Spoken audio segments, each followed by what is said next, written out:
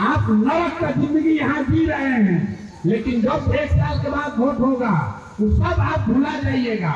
उस दिन आपको जात याद रहेगा, उस दिन आपको धर्म याद रहेगा, आपको ये याद नहीं रहेगा कि हमारे बच्चों के पढ़ने के लिए यहाँ विद्यालय नहीं है, आपके घर के सामान के लिए यहाँ फैक्ट्री रोजगार नहीं है।